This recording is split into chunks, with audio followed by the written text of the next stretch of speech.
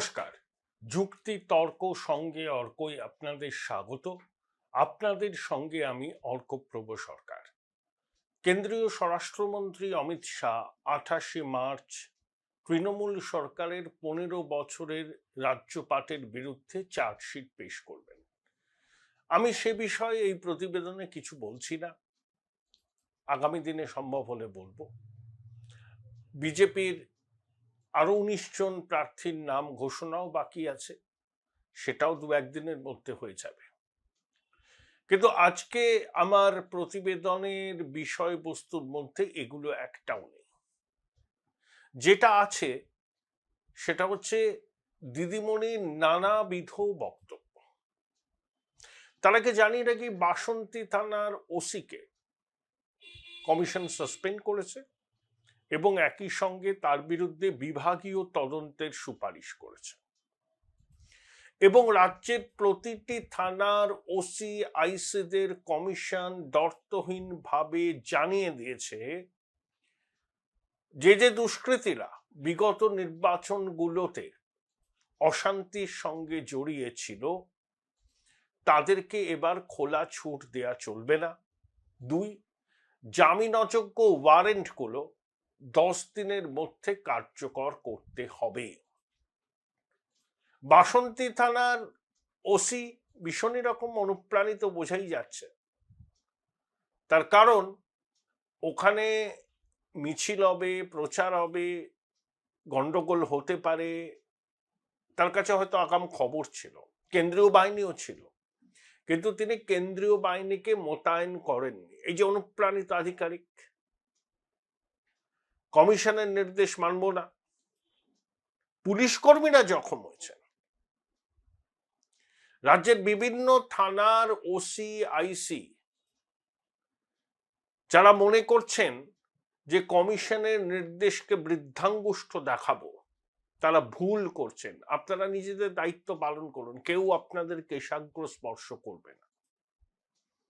মানুষ যাতে নির্বিঘ্নে ভোটটা দিতে পারে সেটা সুনিশ্চিত করার দায়িত্ব কমিশনের, এবং কমিশনের আর্ম হিসাবে আপনারা কাজ করছেন, ভুলে যাবেন না। ধমকানি চমকানি, ভোট দিতে দেব না, ভোটের আগের দিন বেছে বেছে লোকের বাড়ি গিয়ে পরিচয়পত্র কেড়ে নিয়ে আসবো, কেউ ছোটখাটো দোকান করে, ব্যবসা করে, তাকে গিয়ে হুমকি দেব যে শাসকদের ভোটটা দিলে তোমার ব্যবসার ঝাঁপ গোটাতে হবে, এটা কিন্তু আমরা অনেক দিন ধরে দেখে এসছি। সহ্যেরও একটা সীমা থাকে।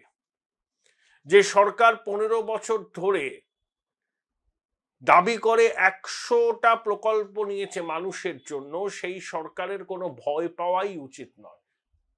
তাদের এই কনফিডেন্ট থাকা উচিত, যাই হোক এসআইআর, যাই বিরোধীরা প্রচার করুন না কেন, আমি মানুষের সঙ্গে এত নিবিড়ভাবে আছি, কোনো শক্তি আমাকে টলাতে পারবে না। বাস্তবে হচ্ছে ঠিক উল্টো। আমি আগেও বলেছি, আপনারা আমার সঙ্গে সহমত হবেন কিনা জানি না, পুলিশ ছাড়া তৃণমূলের সঙ্গে আর কিছু নেই। এই পুলিশ যদি তার দায়িত্ব পালন করে, তখন দেখবেন ভোটে বাংলায় সত্যি অভূতপূর্ব শান্তিতে গণতন্ত্রের উৎসবে পরিণত হবে নির্বাচন। আপনাদের সনির্বন্ধ অনুরোধ জানাই, চ্যানেল সাবস্ক্রাইব করবেন এবং থ্যাঙ্কস বাটনে ক্লিক করতে ভুলবেন না। দেখুন, কমিশন সিইওর কাছ থেকে রিপোর্ট চেয়েছে দিদিমণির বক্তব্য সম্পর্কে। এখন তো নির্বাচনী আচরণবিধি চালু হয়ে গেছে, মডেল কোড অফ কন্ডাক্ট জারি আছে, কমিশনের আওতায় রাজ্যের সবকিছু প্রশাসন। যখন এমসিসি চালু হয়নি তখনও দিদিমণি উস্কানিমূলক কথা বলেছিলেন, কখনো বিধানসভার ভিতরে বলেছিলেন, কয়েকদিন আগে ধর্মতলায় অবস্থান মঞ্চে কি বললেন তিনি, একটা কমিউনিটি যদি একজোট হয় আপনাদের 13টা বাজিয়ে দিতে পারে, তাই বেশি ঘাঁটাবেন না। দিদিমণি রাজ্যের স্বরাষ্ট্রমন্ত্রী, এসবি তার হাতে, আইবি তার হাতে, কারা 13টা বাজিয়ে দিতে পারে এরকম কোনো পরিকল্পনা হচ্ছে কি? দিদিমণির তো জানানো উচিত রাজ্যবাসীকে। রাজ্যের সমস্ত শান্তিপ্রিয় শুভবুদ্ধি সম্পন্ন মানুষ একটা জানতে চায় কারা 13টা বাজিয়ে দেওয়ার পরিকল্পনা করছে, নাকি আপনি এমনি এমনি বলে দিয়েছেন মনের মাধুরী মিশিয়ে ভয় দেখাচ্ছেন? এ কোন ভাষা? অদৃষ্টের সঙ্গে অভিসারের 78 বছর পর একজন নির্বাচিত মুখ্যমন্ত্রী বলছেন ওরা যদি একজোট হয় আপনাদের 13টা বাজিয়ে দিতে পারে। মানুষ দেখুক। কেউ 13টা বাজানোর চেষ্টা যদি করেও থাকে, জেনে রাখুন হাজারে হাজারে গোপাল মুখার্জি আছে। সে দিন চলে গেছে। দিদিমণি, দয়া করে এই ধরনের প্ররোচনা দেবেন না। আপনি একটি দায়িত্বশীল পদে আছেন, আপনি নির্বাচিত মুখ্যমন্ত্রী। এখনো যে আপনাকে ভোট দিয়েছে তাদেরও মুখ্যমন্ত্রী, যে আপনাকে ভোট দেয়নি আপনি তাদেরও মুখ্যমন্ত্রী। আপনি দাবি করেন না আপনি বাংলা মায়ের রক্ষায় সর্বস্ব পণ করে এই স্টালিনগ্রাদের যুদ্ধ লড়ছেন? তাহলে বাংলা মাকে অশান্ত করার কোন রকম প্রচেষ্টার আঁচ যদি আপনি পান, দমন করুন। রাজ্যবাসীকে জানান তাদের কি করণীয়, কিন্তু আপনি সেটা জানাচ্ছেন না। বিধানসভার ভিতরেও একবার বলেছিলেন, কিন্তু বাইরেও বললেন। আর নির্বাচনী প্রচারে গিয়ে আপনি তো কেন্দ্রীয় বাহিনীকে লাগাতার আক্রমণ করছেন। আরে কেন্দ্রীয় বাহিনী কি কোনো বিদেশি সৈন্য নাকি? তার মধ্যে সিআরপিএফ আছে, ইন্দো টিবেটান বর্ডার ফোর্স আছে, বিএসএফ আছে, সিআইএসএফ আছে। তাহলে তারা তো দেশেরই নিরাপত্তা বাহিনীর অংশ। বিএসএফ সীমান্ত পাহারা দেয়, সিআইএসএফ ভাইটাল ইনস্টলেশন রক্ষা করে, সিআরপিএফ মাওবাদী দমনে অংশ নিচ্ছে।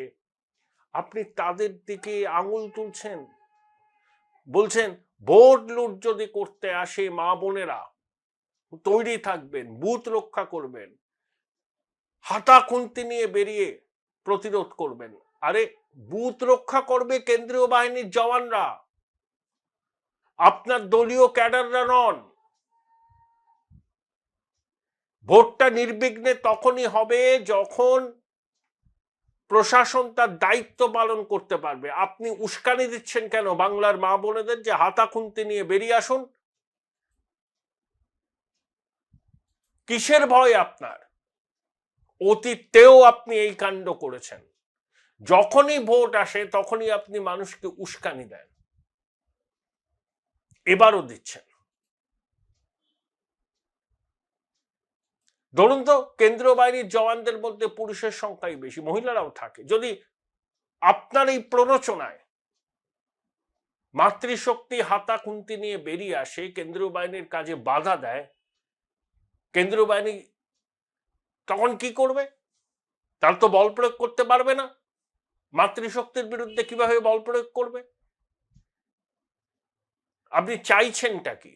বাংলায় অরাজকতা তৈরি হোক, যেন তেন প্রকারেণ ভোটটা হাসিল করতে হবে আপনাকে। তাই কখনো নির্বাচন কমিশন, কখনো কেন্দ্রীয় বাহিনী, কাউকে আপনি ছেড়ে কথা বলছেন না। আপনি তো সাংবিধানিক প্রতিষ্ঠানের সম্মান রাখতে জানেন না, জানেন না। আজকে এসআইআর নিয়ে যে বিপত্তি, এই যে মানুষের উৎকণ্ঠা, উদ্বেগ, কার দায় বলুন তো? একমাত্র দায় হচ্ছে রাজ্য প্রশাসনের। প্রথম থেকে অসহযোগিতা করেছে, প্রথম থেকে। ডেটা এন্ট্রি অপারেটর দেয়নি, অনুপ্রাণিত ইআরওদের দিয়ে ভুল নথি আপলোড করিয়েছে, বহু নথি আপলোড না করে জমা রেখেছিল। বোলপুর শহরের কোলাহল থেকে মাত্র 20 মিনিট দূরেই রয়েছে সুন্দর রিসর্ট, যেখানে পেয়ে যাবে স্পেশিয়াস আর এস্থেটিক্যালি ডিজাইন রুম। তোমরা যারা গ্রুপে যাও তাদের জন্য আছে কমফোর্টেবল গ্রুপ স্টে অপশন, আর কাপলদের জন্য রয়েছে লাক্সারিয়াস সুইট রুম, তার উপর আবার ফ্ল্যাট 10% অফ। এখানে প্রকৃতির মাঝে তোমরা পেয়ে যাবে একটা সুন্দর সুইমিং পুল, ছোটদের জন্য প্লে এরিয়া আর একটা এস্থেটিক সেলফি কর্নার। প্রপার্টিটা পুরোটাই পেট ফ্রেন্ডলি, আর এখানে আছে অনেক কিউট ছোট ছোট র্যাবিটস। সকালের ব্রেকফাস্ট থেকে ডিনার পর্যন্ত পেয়ে যাবে একদম হোমলি কমফর্ট ফুড, যা এক কথায় অসাধারণ। বেঙ্গলি কুইজাইনের সাথে সাথে পেয়ে যাবে চাইনিজ আর নর্থ ইন্ডিয়ান অপশনও। বিকেলে বনফায়ারের আলো, বন্ধুদের সাথে আড্ডা আর খোলা আকাশের নিচে গ্রাম বাংলার হাওয়া, পুরোটাই এক অপরূপ অনুভব। তাহলে বলো তোমরা কবে প্ল্যান করছো এই পিসফুল এসকেপটা? And don't forget to follow miss cupcake for more such travel updates. আমরাই সরকারে আছি, আমরাই থাকবো, এইসব বলে আপনি যারা নির্বাচন কমিশনের কাজে আছেন ডেপুটেশনে, তাদের উপর চাপ তৈরি করেছেন। এক বিডিওর এত বড় সাহস কি করে হয় এক ভোট কর্মীকে তার অফিসের লোকজন বেধড়ক মারছে রানাঘাটে? সৈকত প্রাথমিক শিক্ষক, ভোট প্রশিক্ষণ কেন্দ্রে আপনি মুখ্যমন্ত্রীর প্রচার ভিডিও দেখাবেন কেন? এই দলদাস, এই যে দলদাস হামলাকুল, পুলিশের একটা অংশ, পুলিশের সবাই নয়, আমলাদের সবাই নয়, এই দলদাস অংশটা এখন মরিয়া হয়ে গেছে। যে কোনো মূল্যে তারা দিদিমণিকে চতুর্থবারের জন্য মসনদে রাখতে চায়, নিজেদের ব্যক্তিগত স্বার্থে, রাজ্যবাসীর স্বার্থে নয়। বিডিও অফিসে ভোটের প্রশিক্ষণে প্রচার ভিডিও কেন চালানো হবে? কেন আপনি বারবার করে কেন্দ্রীয় বাহিনীর জওয়ানদের বিরুদ্ধে উস্কাচ্ছেন মাতৃশক্তিকে? আগেও করেছেন, আপনি আগেও করেছেন। আমরা ভুলে যাইনি 2021 শীতলকুচির ঘটনা, অত্যন্ত অনভিপ্রেত ঘটনা ঘটেছিল। আবার উস্কানি দিচ্ছেন আপনি। কখনো বলছেন ওরা 13টা বাজিয়ে দিতে পারে, কখনো বলছেন মা বোনেরা হাতা খুন্তি নিয়ে বেরিয়ে আসো। আরে বুথ রক্ষা করার দায়িত্ব সেন্ট্রাল ফোর্সের জওয়ানদের, তাদের উপরে এই দায়িত্বটা ছাড়তে হবে, এটা কমিশনের নির্দেশ। আপনি সম্পূর্ণ বিপরীত কথা বলছেন। এত ভয় কিসের আপনার? 15 বছর রাজ্য শাসন করেছেন, 10 প্রতিজ্ঞা নিয়ে এসছেন, 100টার উপর সামাজিক কর্মসূচি করেছেন, লক্ষ্মীর ভান্ডারের টাকা বাড়িয়েছেন, যুবসাথী চালু করেছেন, 30,000 কোটি টাকার কৃষি বাজেট হবে বলেছেন। আপনার তো ড্যাং ড্যাং করে জেতার কথা। এত ভয় কেন? পায়ের তলায় মাটিটা সরে গেছে না দিদি? দেয়াল লিখনটা পড়তে পারছেন বোধহয় যে এবারের নির্বাচনটা ভীষণ ভীষণ রকম শক্ত। আইপ্যাকও তো আপনাকে স্বস্তি দিচ্ছে না, সে তো আপনি নিজেই জানেন। খোকাবাবু বলতেন বিজেপিকে 50-এর নিচে নামিয়ে আসবো। যে যে সমীক্ষা হচ্ছে সেখানে অন্তত ন্যূনতম বিজেপিকে 115টা আসন দিয়ে রেখেছে। 115-র নিচে বিজেপিকে কেউ নামাতেই পারেনি, খোকাবাবু 50-এর নিচে নামিয়ে দিয়েছেন। এখন অবশ্য বলেন না। আসলে দেখুন, কথা বলতে তো ট্যাক্স লাগে না, যা খুশি বলে দিলাম, বড় বড় কথা বললাম, হ্যান কারেঙ্গা ত্যান কারেঙ্গা। বাস্তব ওটা নয়। উস্কানি দেবেন না। মানুষ যাতে শান্তিপূর্ণভাবে গণতন্ত্রের উৎসবে সামিল হতে পারেন সেটাকে এনশিওর করুন। 2023-এর পঞ্চায়েত নির্বাচনে যা হয়েছিল সেই ছবি যেন বাংলায় না হয়। আপনার ওই লুম্পেন প্রলেতারিয়েতদের দিয়ে ভোট লুট করার চেষ্টা করাবেন তো? ও খেলা এবার আপনি খেলতে পারবেন না, কিছুতেই পারবেন না। চেষ্টা করে দেখুন, পারবেন না, কিছুতেই পারবেন না। পারবেন না বলেই তো আপনি উস্কাচ্ছেন মানুষকে। কমিশনের উচিত কঠোর পদক্ষেপ নেওয়া, না হলে এই ধরনের বক্তব্য থেকে তাকে বিরত রাখা যাবে না। আপনি বিজেপিকে আক্রমণ করছেন, করুন না, কি অসুবিধা আছে? আপনার এটা রাইট আছে। বিজেপি আপনাকে করছে, আপনিও বিজেপিকে করুন, কিন্তু কেন্দ্রীয় বাহিনীকে টানছেন কেন এর মধ্যে? তারা তো দেশের বাহিনী, গুরুত্বপূর্ণ কাজ করে তারা। আপনার কি মনে হচ্ছে কেন্দ্রীয় বাহিনী বিদেশের বাহিনী? আপনি কি মনে করেন পশ্চিমবঙ্গটা দেশের বাইরের কোনো একটা দেশ? পশ্চিমবঙ্গ ভারতবর্ষের অঙ্গরাজ্য। দিদিমণি জেনে রাখুন, আপনার মনে যতই স্বপ্ন থাক, আপনি পশ্চিমবঙ্গের কি আপনি দেশের প্রধানমন্ত্রী হবেন সেটা যখন পারছেন না, তখন আপনি ভাবছেন যে আপনি পশ্চিমবঙ্গের প্রধানমন্ত্রী, আপনার কথাতেই সবকিছু চলবে, আপনিই সংবিধান পশ্চিমবঙ্গের জন্য প্রণয়ন করবেন। হবে না। পশ্চিমবঙ্গ দেশের একটা অঙ্গরাজ্য, দেশের আইন এখানে চলবে, কেন্দ্রীয় বাহিনী আসবে, তারা তাদের দায়িত্ব পালন করবে। কোনো বিদেশি বাহিনী নয় কেন্দ্রীয় বাহিনী। আর পশ্চিমবঙ্গ ভারতের একটা অবিচ্ছেদ্য অংশ। দিদি, দয়া করে প্ররোচনা দেবেন না। অতীতে নির্বাচনে কি হয়েছে আমরা জানি। মানুষের বুক ফাটা আর্তনাদ আমরা আর শুনতে চাই না। অন্য রাজ্যেও তো ভোট হবে, দেখবেন কি পিসফুল ভোট হয়ে যাবে, কেউ টের পাবে না। যে বিহারের নির্বাচন নিয়ে আমরা কত কথা বলতাম, সুন্দরভাবে হয়ে গেল। একটা বুথে পুনর্নির্বাচনের দাবিও কেউ করেনি, পুনর্গণনার দাবিও কেউ করেনি, সবাই রেজাল্ট মেনে নিয়েছে। এখানে দেখুন, সব রাজ্যে এসআইআর হচ্ছে, এখানে দেখুন কি অবস্থা। তার মধ্যে প্রচারে গিয়ে কেন্দ্রীয় বাহিনীকে নিশানা করছেন তিনি, উত্তেজনা ছড়াতে চাইছেন, প্ররোচনা দিতে চাইছেন। দয়া করে এটি করবেন না। পশ্চিমবঙ্গ থাকবে, 11 কোটি মানুষ এখানে সুখে শান্তিতে থাকতে চায়, সহাবস্থান করতে চায়।